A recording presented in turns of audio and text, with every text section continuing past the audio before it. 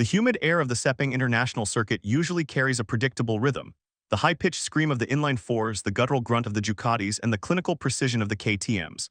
But as the sun beat down on day 2 of the 2026 MotoGP Shakedown, a new, violent sound tore through the paddock. It was the Yamaha YZR M1, but not as we've known it for 20 years. For the first time, a V4 engine, Yamaha's high-stakes gamble to save their racing legacy, was being pushed to its absolute threshold. And the man in the saddle, a rider the establishment said would never survive the transition, Toprak Razgatlioglu. While the world's cameras were focused on the factory stars, something unthinkable was unfolding in the Prima Pramac garage.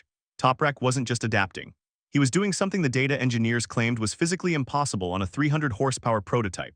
For years, the paddock whispers said his aggressive, stop-style braking would destroy the delicate Michelin front tires used in the premier class. They said he would have to change everything to belong here. They were wrong. By the time the timing screens turned green in the final hour, the silence in the rival pits was deafening. A newcomer riding a bike that was still technically in its shakedown infancy had just shattered the testing record. But it wasn't the time that sent a shiver through the paddock, it was the way he did it. The 2026 season hadn't even officially begun, and yet every preseason prediction had just been burned to the ground. To understand why the Sepang Shakedown felt like a tectonic shift, you have to understand the civil war that had been brewing inside Yamaha for years. For decades, the Iwata-based manufacturer was the last bastion of the inline-4 engine. It was a philosophy of silk-smooth corner speed and surgical agility, the DNA that made Valentino Rossi and Jorge Lorenzo legends. But as the European brands Ducati, KTM, and Aprilia refined the V4 engine, Yamaha found themselves being bullied. They were fast in the corners but sitting ducks on the straights. The 2025 season was the breaking point. Internal reports suggested that Fabio Quartararo, their crown jewel, was losing patience. The message was clear: evolve or vanish. Yamaha chose to fight. They scrapped 20 years of tradition to build a V4 from the ground up. This was Plan V, a nuclear option designed to close the gap to Ducati, but a new engine needs a new kind of animal to tame it. Enter Toprak Razgatlioglu. The three-time world superbike champion didn't come to MotoGP to follow the rules. He came to rewrite them. As he rolled out of the pit lane on day 2, the Yamaha engineers weren't just looking for speed. They were looking for proof of life. In the world of superbikes, Toprak is known by a singular, intimidating nickname, Stoprak. His riding style is a violent defiance of gravity. While every other rider in the world uses the rear brake to stabilize the bike, Toprak ignores it.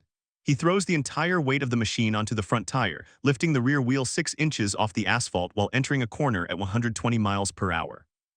In MotoGP, this is considered suicide. The Michelin front tires are notorious for their narrow operating window. Push them too hard and they tuck, overheat them, and you're in the gravel. Experts like Danilo Petrucci warned that Toprak's superbike habits would be his downfall. They expected him to arrive in Malaysia and spend weeks unlearning his instincts. Instead, Toprak did the opposite. On the morning of the second day, observers at the turn 15 hairpin noticed something terrifying. Toprak wasn't trying to ride the M1 like a MotoGP bike. He was forcing the 2026 Yamaha V4 to behave like a stunt bike. He was braking deeper than the factory veterans, forcing the front forks to their absolute travel limit. Inside the garage, the telemetry told a story that left the lead engineer speechless. The bike wasn't failing. Under Toprak's impossible input, the stability of the V4 was actually improving. While Toprak was stealing the headlines, another narrative was playing out across the garage. Jack the Thriller Miller, the Australian veteran, a man who knows V4 engines better than almost anyone on the grid after stints with Ducati and KTM, was the official benchmark. Miller had been brought to Yamaha specifically to provide the V4 perspective. Early in the session, Miller lived up to his reputation. He clocked a staggering 1 minute 57.9 seconds, only a fraction of a second off the all-time Sepang lap record.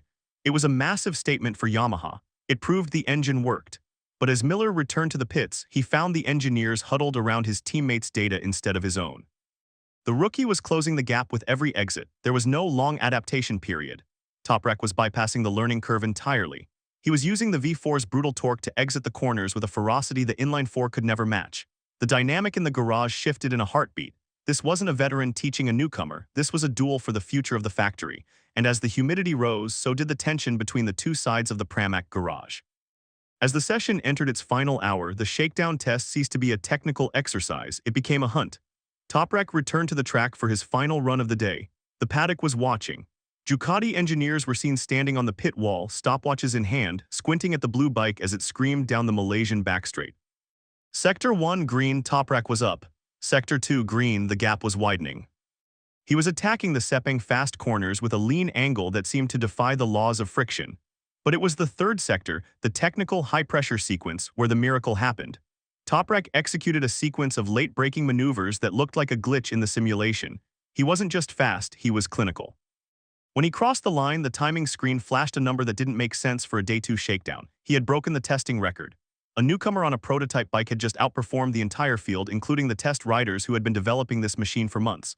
But it was his reaction that truly unsettled his rivals. He didn't pump his fists. He didn't celebrate. He simply rode back to the pits, removed his helmet, and calmly began discussing tire pressure.